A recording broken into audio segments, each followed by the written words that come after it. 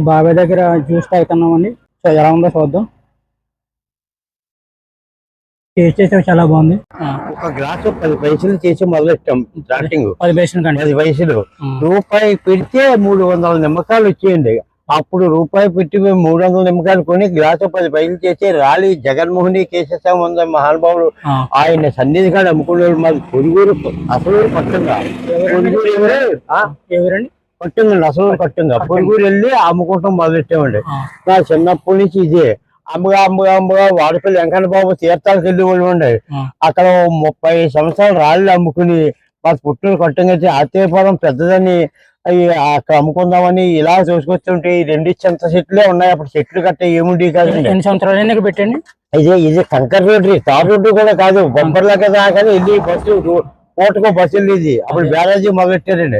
అప్పుడు పెట్టారండి. ఇక్కడ పెట్టి ఒక 40 సంవత్సరాలు అవుతుందండి. 40 సంవత్సరాలు 40 సంవత్సరాలు ఇక్కడ పెట్టి అయితే ₹10 కానించి పెట్టండి.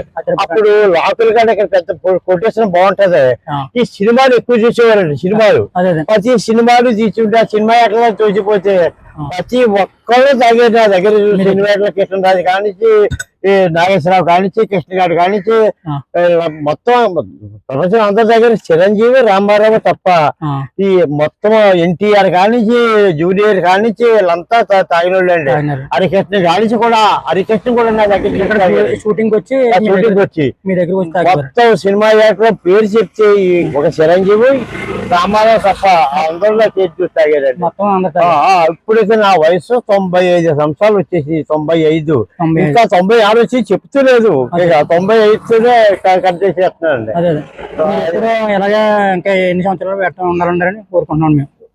ఇక నాకు ఒప్పు లేదండి, ఒప్పు లేదు. ఎక్కడెక్కడి నుంచో కాయలు తెచ్చుకుని దేశంలో ఇక్కడ నారింజ రసం పెద్ద పేరుగాళ్ళు చూస్తాం. నారింజ రసం అవి ఎక్కడెక్కడ ఉన్నా సరే తెచ్చుకుని ఓపిక లేక వెళ్ళపోతున్నానండి. ఆ అబ్బాయికి పురమాయించి అబ్బాయి తెచ్చి పెడుతున్నాడండి. వాడు ఓడిచారంటే ఓడిచేస్తున్నాడు, ఇక మరి మనం ఏం చెయ్యం. అలాగే 3 రోజులు అయిందండి. నిన్న శనివారం బోర్డు అమ్మకం అమ్ముని రోజు 10,000 అమ్మిద్దండి. నిన్న మా ఓపిక దాకా మానేసి ఇంటికాడ పడుకున్నాను.